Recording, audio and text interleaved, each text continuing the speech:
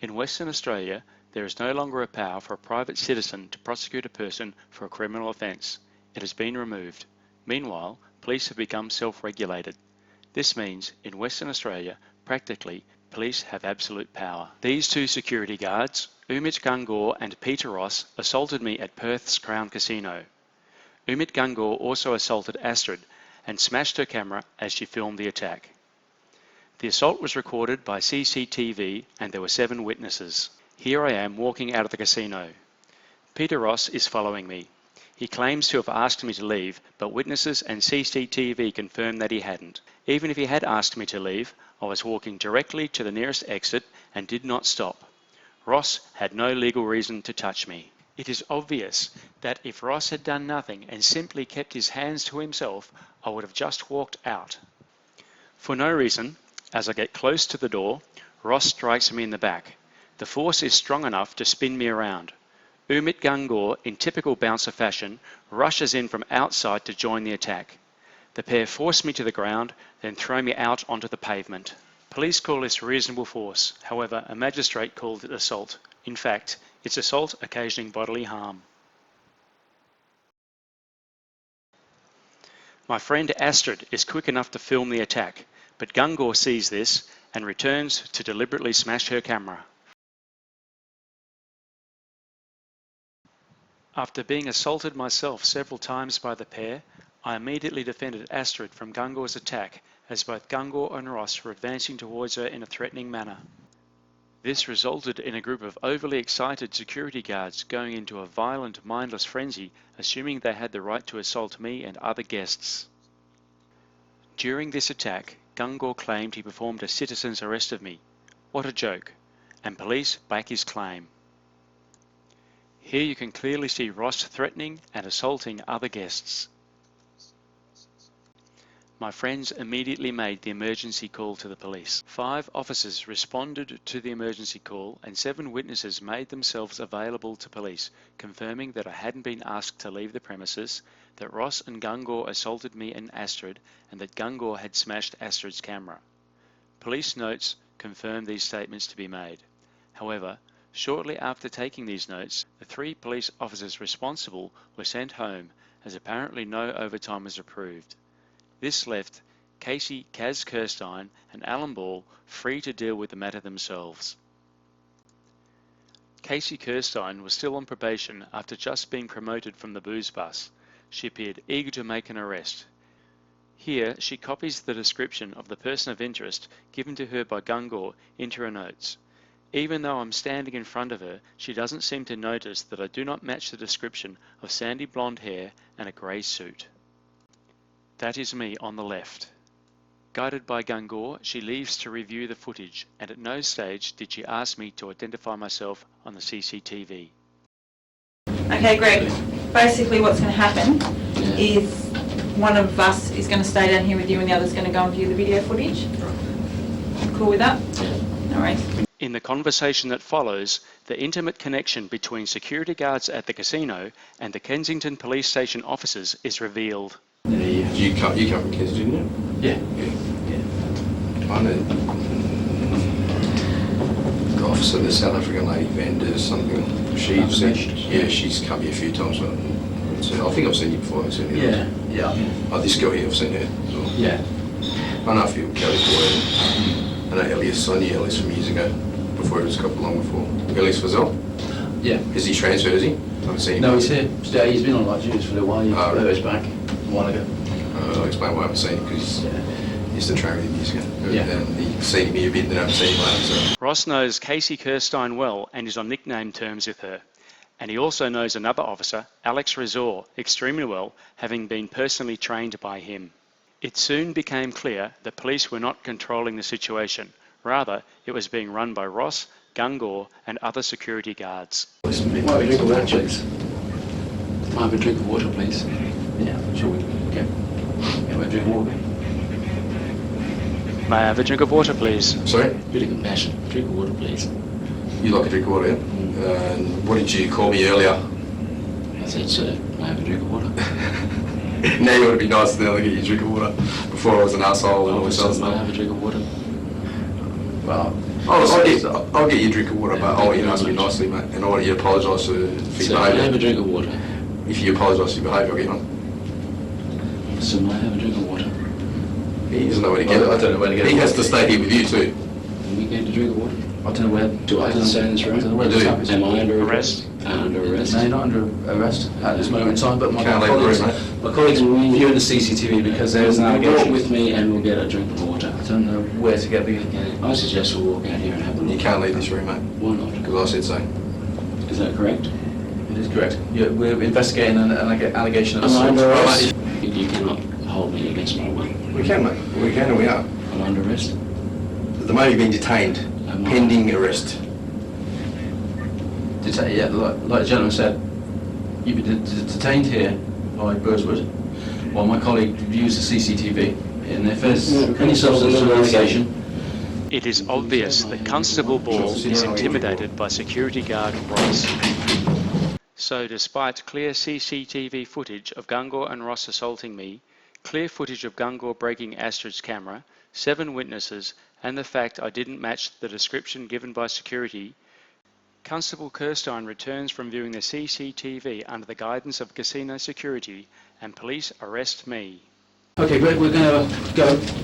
We're going to take you back to the police station, okay? Because you're under arrest. Allegation of an assault, okay, which my colleagues viewed on the CCTV. Nice one, Kaz, because you wouldn't want to arrest your mates, would you? Cheers, guys. Sorry for the communist guys. How can anyone expect justice from the Western Australian Police when they are friendly, laughing and joking with the very people who just committed the assault? Ball then sealed the deal by writing a statement of material facts which were not objective facts at all, rather a copy of Gungor's lies. The laziness and incompetence of Western Australian Police became appalling. Ball was so confident of a conviction he didn't even bother to take notes, and neither officer could be bothered to watch the CCTV completely. They waited 6 months before asking Ross and Gungor for a statement. Ross refused, but Cassandra Buckley-Stanton, the Intercontinental Hotel reception manager, obliged. She submitted a confused statement in which she mixed me up with another patron. Neither statements, either Gungor or Buckley-Stanton's, remotely matched the CCTV footage. The lies told by casino staff are fully documented on another YouTube video. Needless to say, there is nowhere on the CCTV footage that Ross or Gungor can be seen talking to me at the door and asking me to leave. Police didn't interview any of the 7 available witnesses. Had they done so, they would have discovered the guest with the sandy blonde hair and the grey suit, David. He said he argued with overzealous bouncers matching Gungor's description. He also describes an argument with Buckley-Stanton. Importantly, his statement and descriptions matched Gungor and Buckley-Stanton's, and Gungor and Buckley-Stanton's statements and descriptions match him. He was asked to leave, and he did so. However, Gungor and Ross believed I was him, and they thought they'd asked me to leave. By now, security had realised their mistake. They promptly edited 30 minutes of CCTV footage, removing David completely. This is commonly known as tampering with evidence.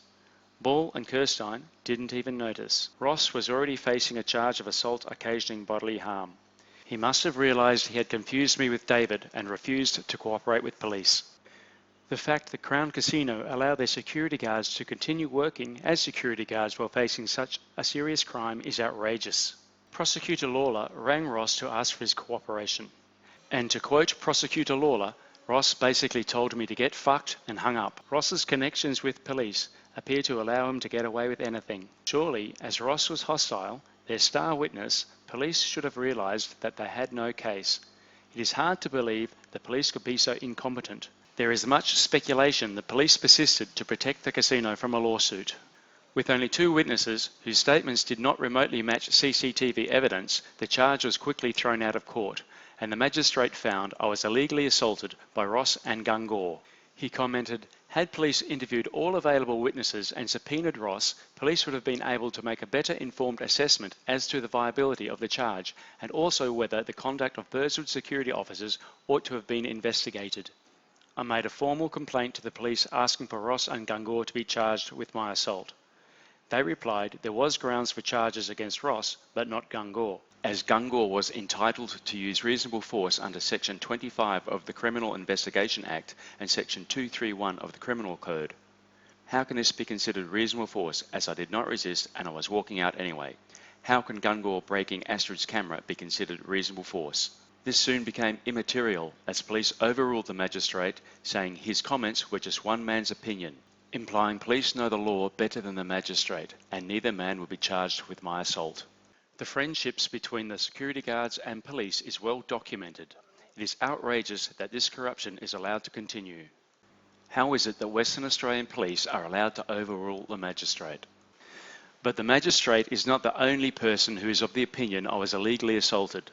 The parliamentary inspector to the CCC commented, "It appears to me that Section 26 is not applicable in your case. In addition, I cannot see that any provision of the Criminal Investigation Act would be likely to provide Messrs Ross and Gungor with a defence to a charge of assaulting you." A letter from Premier Barnett quoted a police senior solicitor's review which identified a confused and apparent lack of understanding by both police and the BEC security officers of the legislative parameters surrounding the Casino Control Act, Liquor Control Act and the Criminal Investigation Act, which appears to have contributed to the quality of the investigation. But instead of correcting their errors, police have tried to cover them up. Senior Sergeant Warner starts his report by saying police were called to the casino because 5 intoxicated males were fighting. CCTV clearly shows this not to be the case. Rather, 5 security guards were assaulting me. His report continues with other deliberately misleading and untrue comments. He interviewed all attending officers. Warner's interview of Ball was a blatant cover-up. Being the arresting officer, Ball should have taken notes. However, he was too lazy and didn't. Warner then skipped the question, asking if he had. When he asked Ball about Kirstein's notes and witness lists, Ball replied, "That's the first time I've seen them."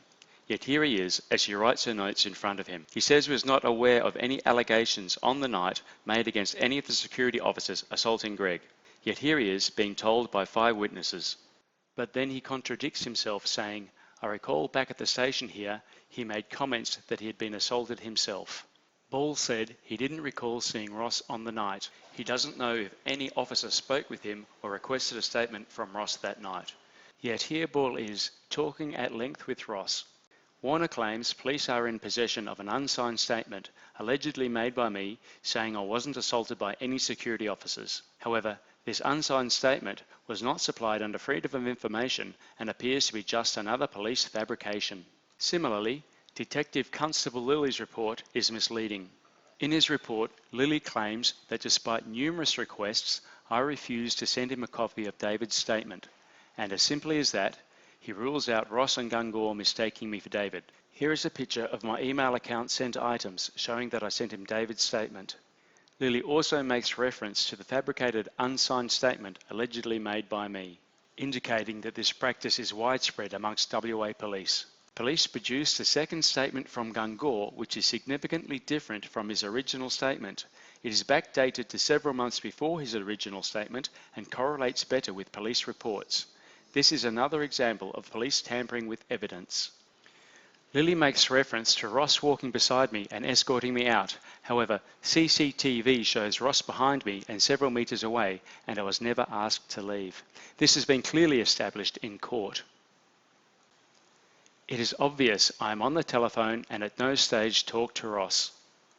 I don't look at or talk to Ross or enter his space. Lilly says Gungor is justified because of my aggressive reaction to Ross striking me. Where is my aggression?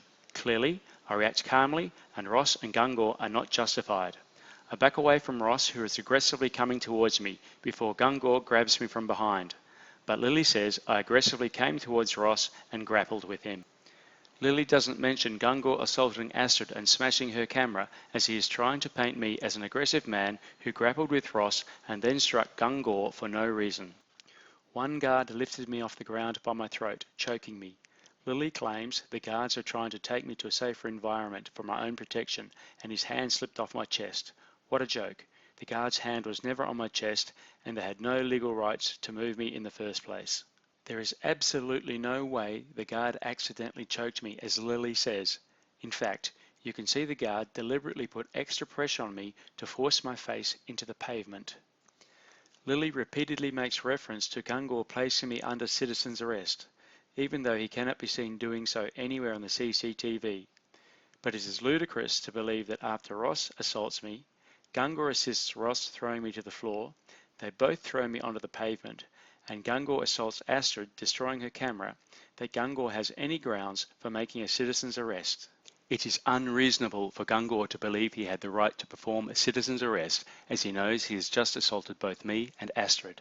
Ross and Gungor may have believed they had the right to use force, but as proven in court, they were wrong. Ignorance of the law is not a defence to a charge of assault. This is precisely the magistrate's point when he says Gungor had no right to rush in and assist Ross. It is obvious, had Ross done nothing, I simply would have walked out. Lilly is saying, I have to prove Ross doesn't have the right to assault me. Ross is clearly the one breaking the law, and therefore it is up to him to prove he has the right to assault me. There are so many errors, mistruths and manipulations in both Lilly's and Warner's reports that it is impossible to expose them all in a short video. However, it is clear from their great number that they are not oversights, rather deliberate actions to cover the truth. I met Senior Constable Greg Glossop of Police Complaints and queried the low standard of Warner's and Lilly's reports. He just laughed and said I should see others. Furthermore, he went on to say, under police self-regulation, police are untouchable. Not even by the Corruption and Crime Commission. There is no legal reason why Ross and Gungor should not be charged with my assault. This is precisely the reason why the right of the citizen to challenge wrong decisions by police be returned, and police self-regulation be removed. It is clear, in the case of Western Australian Police, absolute power corrupts absolutely.